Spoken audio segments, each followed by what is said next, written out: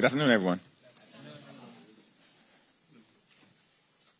At midnight, Donald Trump and Republicans shut the federal government down because they don't want to provide health care to working class Americans.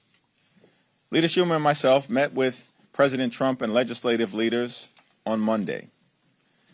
We had a conversation that was designed to avoid a painful government shutdown and address the Republican health care crisis. Subsequent to that meeting, we heard nothing from any of the legislative leaders on the Republican side, and the president has been engaging in irresponsible and unserious behavior, demonstrating that all along Republicans wanted to shut the government down. That's no surprise, because for decades Republicans have consistently shut the government down as part of their efforts to try to extract and jam their extreme right-wing agenda down the throats of the American people.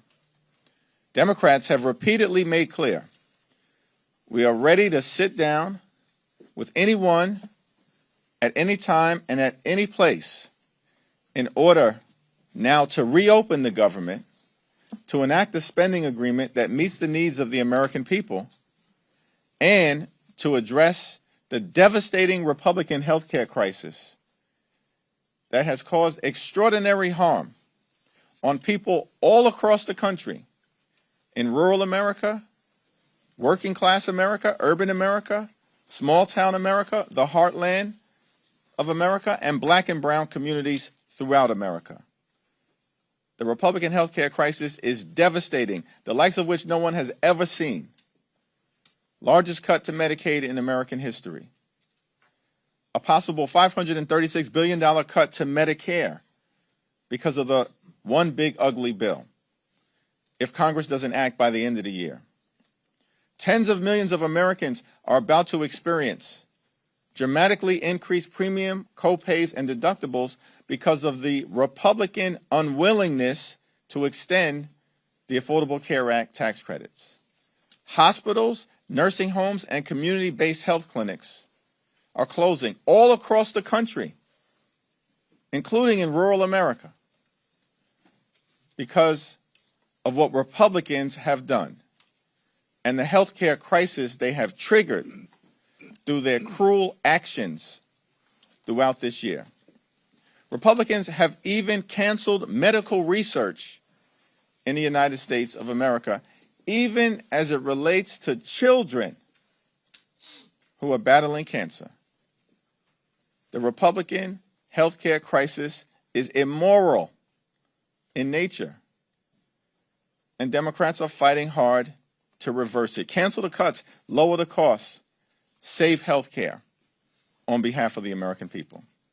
It's now my honor to yield to the whip, Katherine Clark. Thank you, Mr. Leader. We are so grateful for all that you have done and putting the American people's voice into this debate. And I've had one question from my Republican House colleagues this week. Where the heck are you? Where the heck are you? You've cut people's health care. You're giving their hard-earned tax dollars to billionaires in the form of tax breaks, and then you don't even show up to defend your own policies, your own bills. Mike Johnson and Steve Scalise are both from Louisiana. Most children in Louisiana are on Medicaid. 64% of all births in Louisiana are paid for by Medicaid. 74% of nursing home residents in Louisiana are on Medicaid. Yet Republicans are willing to shut down government, refusing to even show up for work this week because they want to cut Medicaid by $1 trillion, because they want to defund health care for children and seniors and pregnant women, because they want to pay for billionaire tax cuts. Well, Mike Johnson and Steve Scalise can fight for the billionaires. They can double down, if they so choose, on their lie about who we're fighting for, But we know who we're fighting for, and so do the American people. Democrats are fighting for families, families in Louisiana, families in Massachusetts. We're fighting for American families in every corner of this country. We're fighting for a child's right to go to the doctor, fighting for a new mom's right to have a safe delivery. We're fighting to keep millions of people from losing their insurance and keeping health premiums affordable for everybody. We're here to do our job. It is long past time that Republicans join us and end this Republican shutdown. It's now my great pleasure to yield the microphone to our chairman, Pete Aguilar. Thank you, Whip Clark. And as we're fighting, Republicans are nowhere to be seen. Our message has been very clear. Cancel your vacation, cancel the cuts, lower the cost, fix health care. That's why we're here. Donald Trump and House Republicans have shown their true colors this week. Instead of protecting health care, they're ripping it away. 15 million people at risk of losing their health care coverage.